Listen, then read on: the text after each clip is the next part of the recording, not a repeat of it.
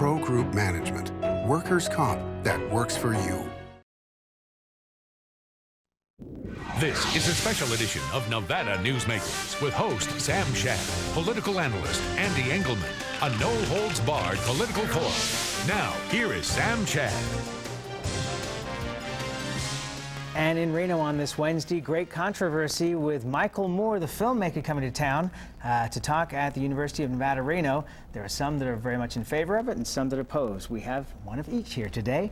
We welcome Nathan Taylor, who's with the Young Republicans, and Ken Knudson, who is students in favor of Michael Moore coming. Okay, what's the problem, Nathan, with Michael Moore coming? Really what it comes down to is that the members of Democracy for Nevada, as well as in partnership with the College Democrats, pulled a sham against our student union and our administration, making them think that this event was an educational event and a nonpartisan event. However, I brought here today all the donors to the Democracy for Nevada nonprofit organization, which include Lyon County Democratic Party, the Nevada State Democratic Party, Rural Democratic Caucus, Progressive Leadership Alliance, and it goes on and on and on. Washoe County Democratic Party. The fact of the matter is they've spent over $30,000 of our student funding to bring one of the most controversial political figures in our modern time. And that's what we're upset about. Wait a minute. Was it student funding or was it contributions from these people that paid for Michael Moore? Contributions as well as student funding. Our ASUN proved over $15,000 of our student funding for this, and that's why we're upset. I understood it was more like about $6,500. No, it's actually the cost keeps going up and up. They still haven't provided us with the final numbers, so really that number is debatable. The actual number that ASUN is providing is about $6,500 of student funds. The rest of the money that's being used to fund Michael Moore is actually coming from fundraising that Democracy for Nevada is doing.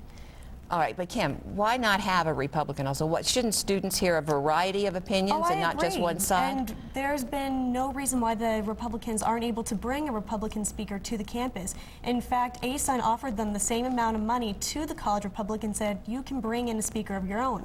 But instead they have dedicated their time to organizing a protest towards Michael Moore rather than recruiting another speaker. Nathan? The fact of the matter is many leaders in our community, including Rick Reviglio, who's been very supportive of our cause, has said that, hey, he would give the university $100,000 to have some type of debate so that these two people... All right, you can't go with the debate if you've got a contract inviting somebody here to speak. You can't do that. I understand. The fact is we have went to the union, and what's on the table really has not been finalized. This thing with Democracy for Nevada, basically they said, okay, we'll give you so much money. The fact of the matter is they've been selling VIP tickets for $250 to cover the money before. They didn't have the money in the bank before this event actually got here. And the fact of the matter is, as we sit here today, they're still selling tickets to this event. Well, why haven't you scheduled a Republican? We're working on that right now. You know, this is not something that you can do overnight, and also we're in the middle of an election. Most of our conservative speakers in the country, including Sean Hannity and a lot of the other folks that we spoke to, they have crazy schedules right now, going around and touring, trying to help the president get reelected. Michael Moore's in the middle of a 60-city tour, so he's got a pretty crazy schedule too, and he's got walking pneumonia. Kim, I want to give you the last word on this. Okay. Well, I think it's a great thing to have Michael Moore here on campus simply because he can engage the students in some political discourse. And we all know the best thing to have right before an election is this type of political discourse. And my bottom line for everybody is we want to hear all sides. Yes. All sides. We'll be right back on Nevada Newsmakers. Thanks, guys. Spirited debate. Very good. This is Nevada Newsmakers. When you need a new employee, how can you be sure who you're really hiring? A background investigation by Employer Links will uncover criminal records, verify the applicant's education, check their credit history and Social Security verification. An investigation will research professional licenses and driver's licenses and let you know why they're unemployed. Hiring the right person shouldn't be a gamble. Call Employer Links. Employer Links, protecting your investment. I am the port in the storm. I am the line in the sand. I am the enforcer of the seas. United States Coast Guard, need you and prepare your orders. We are the defenders of the homeland. We are the shield of freedom. We are the United States Coast Guard. Heed your country's call. Join the Coast Guard or Coast Guard Reserve. I'm Harry Reid, and I approve this message. The Truckee River cleanup and restoration, the expansion of the Reno Veterans Hospital, the toxic waste cleanup of Sparks Marina, nearly 400 new police officers for Nevada, and $12 million to hire new teachers. Every one of them and scores of other Nevada improvements are here, thanks to Harry Reid. Harry Reid, the most effective senator Nevada's ever had.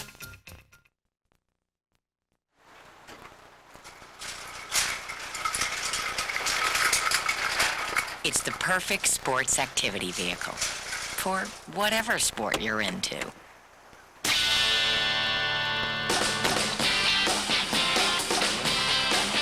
The new versatile BMW X3. After one drive, it's the easiest decision you'll ever make. BMW, the ultimate driving machine. And now, back to Nevada Newsmakers with Sam Shad and Ande Engleman.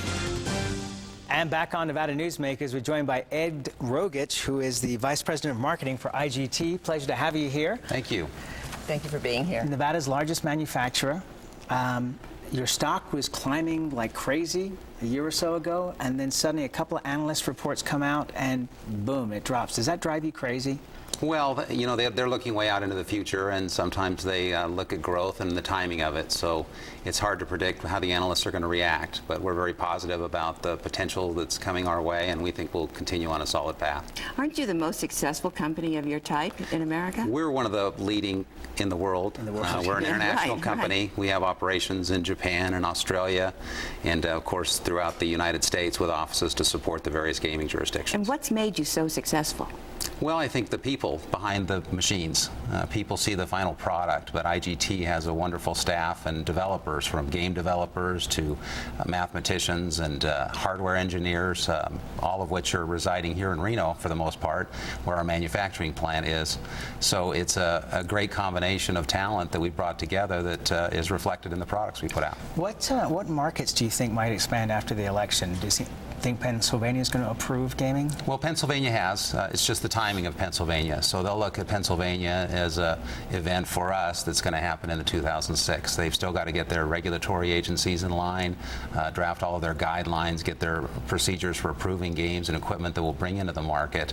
But they will have casino-style gaming, and they'll be competing on the East Coast, and they're talking about around 60,000 machines in the market, which now just becomes a matter of how fast and exactly when. Where do you get your ideas for the games? They're all so varied and different. Well, at pizza parties, I think actually that's very true. Some of our creative types actually get together and brainstorm, just like any other thought process. They get their ideas from television, movies, you name it. And there's no crazy idea that we don't look at. We've had games based on Spam, and this year we previewed a game based on Ron Popeil, the great entrepreneur who does all of his on TV pitching. So there's all kinds of crazy ideas out there, and we look for some things to tie into the games that are fun for people and recognizable. What if somebody in our audience has an idea for a game? How should they? Well, they can visit our website. Actually, there's a procedure when you disclose ideas, obviously to protect yourself, and we get that a lot, people that have game ideas. And we have a website, www.igt.com, and if you go to the little help area on the right and click on that, you'll see how to submit a game idea if you have one. Okay, what kind of success did you have at the G2E convention just held? Well, it's a huge event for us. Global Gaming Expo just got over about a week and a half ago, and for us it's a full week of activities and interaction with our top customers. And we had over 400 machines on display, 14,000 square feet. It's like creating a whole casino. The only tough part is we have to basically build it and get it going in 3 days' time. So it's a monumental event, which is a culmination of a year of development work on the behalf of everyone at IGT.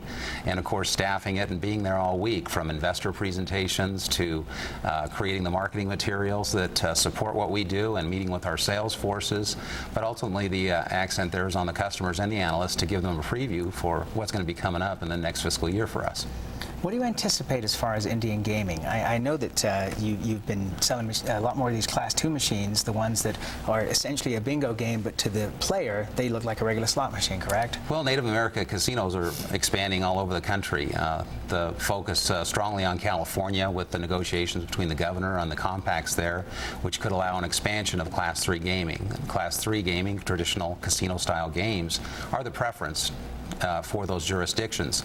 As an alternative, and in other markets where they don't allow Class 3, Class 2, which is an electronic display of bingo, is a game which is utilized in certain markets. Florida, for example, has these type of devices. And then there's central determination, another type of device which is allowable in certain jurisdictions, such as charitable markets. These are both technology which are different than what you're used to as far as your standalone slot machines and video slots and poker machines that exist in casino markets today, but for us represent an opportunity for additional game sales because we have equipment for all of the markets. But they do appear to the player to look just like the regular machines, correct? Yes, they do. You know, it's really about where it's a technical question of where the game outcome is decided. And in a slot machine, the game outcome is decided right within that machine. It's a standalone device. You put in your coins and the computer processor within the machine displays it. When you get into central determination, there's basically a system behind it which pools money and determines winners and then displays them on devices. And in Class 2, it's a bingo game, no different than a live bingo game where you're looking at numbers at the front and someone yells bingo, only it's all operated electronically through a system that controls all of that. I got one last question I want to ask you, which is how important is the Macau market going to be to you? Well, Macau traditionally is a table games market, but we're seeing the introduction of traditional slot machines and video slots. The interest in Europe everywhere actually of our devices has been very positive. So we've seen traditional video slots that you'll see here in Reno and in Las Vegas that are appearing in that market, and the people have been exposed to them because they've been here in the markets before. So as we see a growing presence in Macau, it's just another growth opportunity for us, and you're seeing major players like the Venetian that are in there, and MGM and others, Steve Wynn, that will have operations there who know of our products, and obviously we'll work with them to make sure we create products that are right for the market. It sounds like a lot of growth potential. Ed Rogich, thank you very much for being here. We appreciate it. Thank you. And we'll be right back on Nevada Newsmakers after this. Nevada Newsmakers, brought to you in part by Sunbelt Communication. If you own a business and want to maximize your company's potential, join the Retail Association of Nevada. Our membership benefits include the Nevada Retail Network Self-Insured Group, providing workers' compensation coverage that can lower your rates. That savings can go directly to your bottom line. We are an effective pro-business organization that lobbies on behalf of our business members. The Retail Association of Nevada, protecting Nevada businesses for 35 years.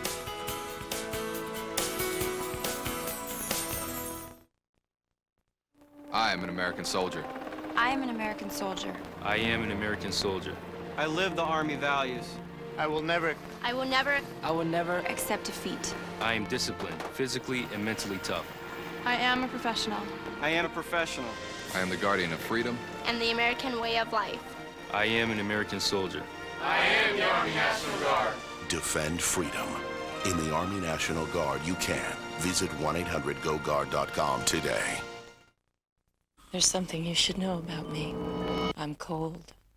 I'm calculating. I get what I want. If you get in my way, I'll wreak havoc upon you. I can leave you weak, limp, twisted, confused. If you want to live to see tomorrow, you answer to me, and you answer quickly. I am a stroke. Learn to recognize a stroke and act quickly. Time lost is brain lost. It's Champions GM Certified Super Sell-Off. Through October, save on over $3 million in GM certified vehicles, all marked down. Many below county retail blue book, like a 2000 Lincoln LS $16,984, a 99 Lexus LS 400 $24,984, or an 01 Cadillac Seville $27,984. Don't miss the GM Certified Super Sell-Off going on now. You're gonna feel like a winner, Champion Chevrolet.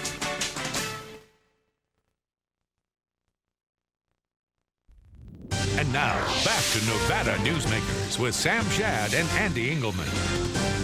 And we are very pleased to welcome to Nevada Newsmakers Fran Mainella. She's the director of the U.S. Park Service. Welcome to the program. Well, thank you so much, Sam. I'm so glad to be here with you today. Well, wait till the interview's over first. Still glad to be here. It's a great state, and I'm just pleased to be here. Oh, well, great. Well, the parks are something that's important to people here in Nevada.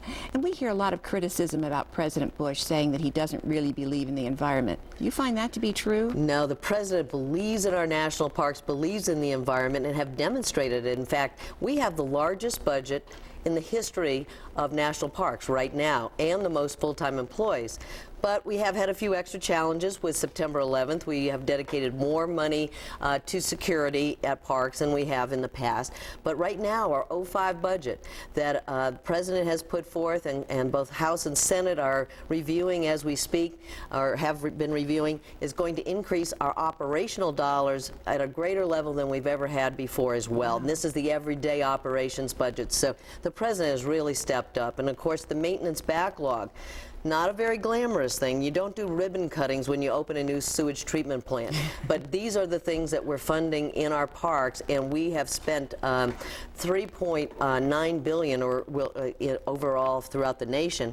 And right here, we've done $49 million just in Nevada alone in some of the improvements that we've done. Okay, for example. For example, we've been working at Great Basin, for example, and being able to work on, they've done 12 projects there, over $5 million. And some of the projects involve, for example, there's a layman campground, and they have been working on both reconstructing those campsites. And that sounds like a nice thing to do again, but it's not a good ribbon cutting event. So we've been working on that. At Lake Mead, we've been reconstructing some of the boat launches. Of course, we've had a little challenge with our water levels, but we have been working on that and been doing that, and those are things that have been just helping us move forward, as well as working with at Lake Mead again, wastewater treatment. About 50% of all the things we do with maintenance backlog deal with sewage, plumbing, electrical, air conditioning, and so that is the things that a lot of us don't see except when they don't work, but we're very proud. Let me ask the question a slightly different way.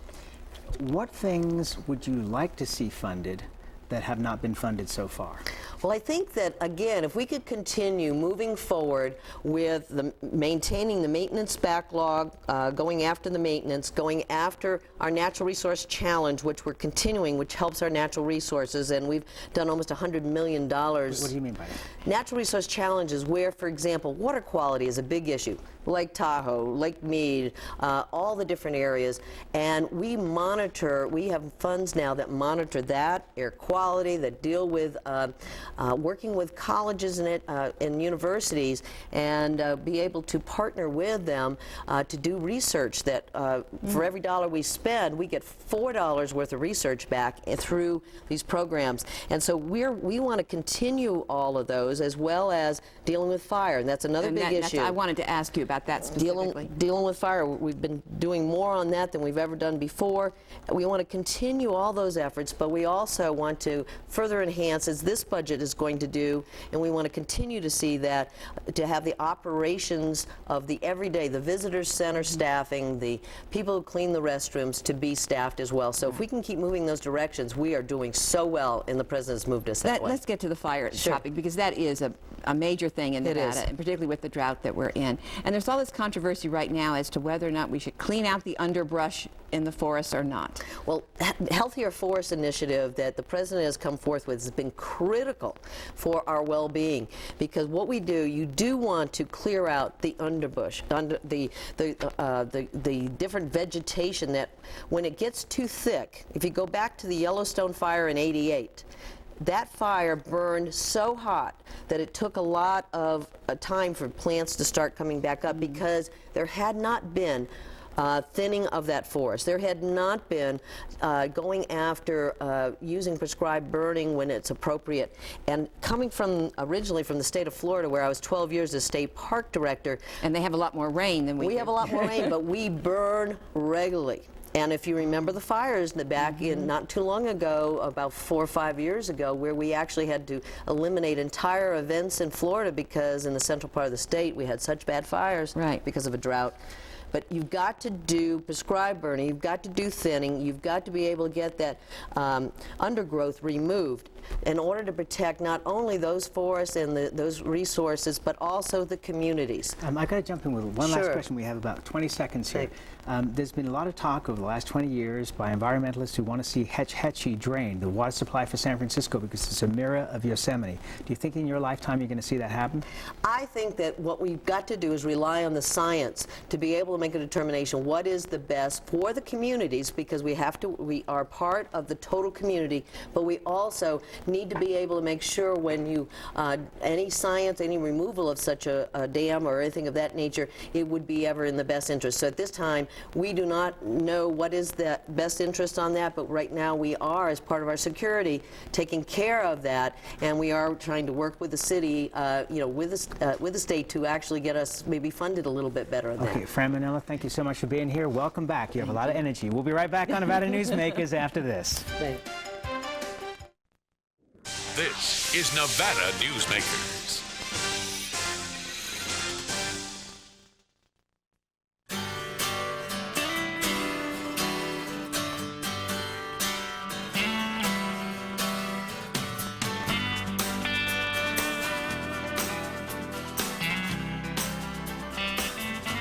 When your finances are managed, you're free to do. Annuities, almost CD, IRAs, mutual funds. Wells Fargo, the next stage. Mr. Simmons. How long you been in town, Doc? Do you have many patients? Bet that licensing was tough. Med school pretty brutal, huh? I wouldn't know. I never went. What? Mr. Simmons, I graduated from medical school at the University of Nevada, Reno, top of my class. You know, there's an easier way to find out about my background. Call the Nevada State Board of Medical Examiners. Yeah, but it's a free service. Pretty nice handwriting, Doc. And now, back to Nevada Newsmakers with Sam Shad and Ande Engleman.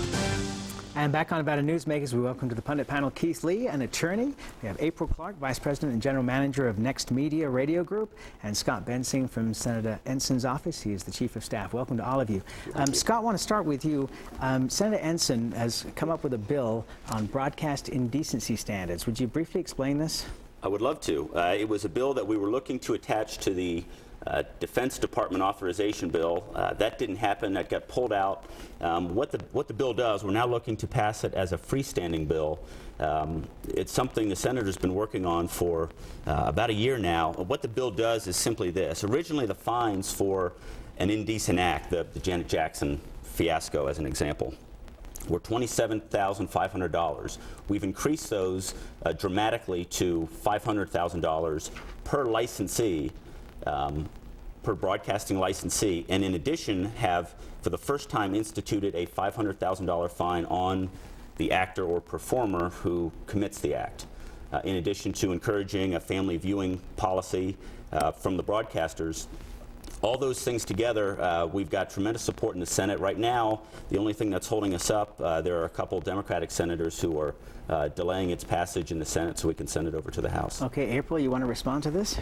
Well, you know, we've been, as the broadcaster, been following this bill for a while, and though I agree with the fact that we do, as broadcasters, need to be responsible, and we need to look at our performers and say these are the lines you cannot and should not cross.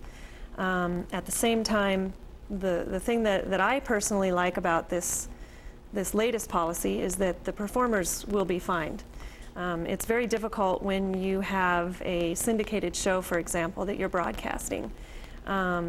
You go to them and you say, you know, you can't say this, but they're going to say it no matter what. If they're going to be fined personally, that's going to slow them down quite a bit. And that's one thing that I personally, I think it's a great thing for, as a broadcaster, that we're not 100% responsible for the performer's actions.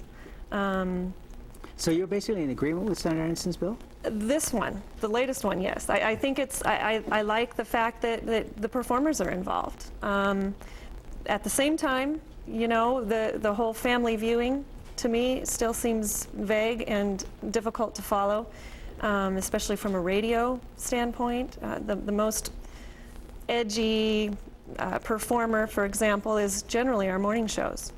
And that, according to this policy, is considered family listener time or family viewing. And that's a difficult thing. You know, after 10 p.m. is the time that apparently that's when you we can should start the morning Well, shows. That's right. So what do you do? You're an attorney, you're a father, grandfather? Yes, both. All right. From your perspective, how do you feel about this? When do parents take the responsibility? Well, I applaud Senator Ensign's bill. It's unfortunate that we need it. And we need it for a couple of reasons, I guess, because broadcasters oftentimes don't take responsibility for what they're airing. Performers, as April's indicated, certainly don't, and don't care, because all performers care about is the next soundbite that they get on the media. And parents have abrogated their responsibility as well, and you know, are looking to government to control broadcasters and performers. And be mommy and daddy. And be mommy and daddy, when in fact the parents have the primary responsibility of determining what their kids watch or listen to. And you know, it's unfortunate, as I said, that we have to come this far, but I applaud Senator Ensign for doing it, because in my view, I guess that's the only way it's going to happen now, and it has to happen in this country. Well, Scott, we put the V chip in the TV. I mean, how much more do we have to do? When's the bill going to come out that's going to find the parents? Well, we can argue about the V-chip, which I think is worthless. Worthless. Yes, thank you. Absolutely. But notwithstanding that, this isn't. I'm a father of 4, and I was sitting down watching the Super Bowl halftime show when that malfunction happened.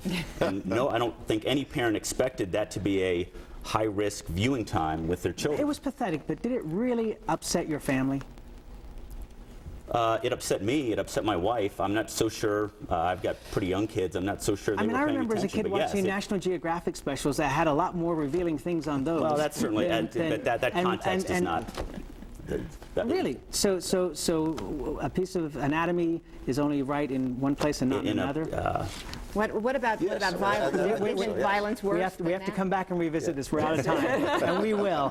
What a goofy situation. We'll be right back on Nevada Newsmakers after this. This is Nevada Newsmakers. So, who do you use for workers' comp? Pro Group Management. Ah, I've heard some good things about them. Oh, you bet. Employee background checks, safety training, claim seminars. Oh, and here's the great part. If you have an issue, they work for you, not against you. Sounds perfect. And expensive. Well, that's the best part. They saved me 30%. I've heard they've saved others 50%. Works for me. Pro Group Management. Finally, workers' comp that works for you. The price of a new lunchbox for your child's first day of school, $13.25. The price of a cool roll-along backpack that won't strain his back, $27. The price of new school clothes, $48.97. The price of a notebook that your child will use to write all his great ideas on, $139. The price of gel pens that he will doodle with, $5.49. Knowing your child is protected from vaccine-preventable diseases? Invaluable. Paid for by the Nevada State Health Division and aired in cooperation with the Nevada Broadcasters Association and this station.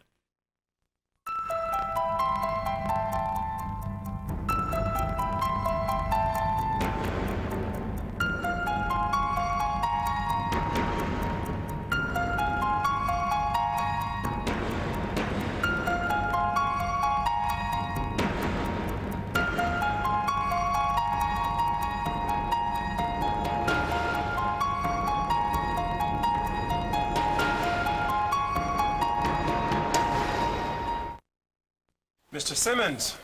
How long you been in town, Doc? Do you have many patients? Bet that licensing was tough. Med school pretty brutal, huh? I wouldn't know. I never went. What? Mr. Simmons, I graduated from medical school at the University of Nevada, Reno, top of my class. You know, there's an easier way to find out about my background. Call the Nevada State Board of Medical Examiners. Yeah, but it's a free service. Pretty nice handwriting, Doc.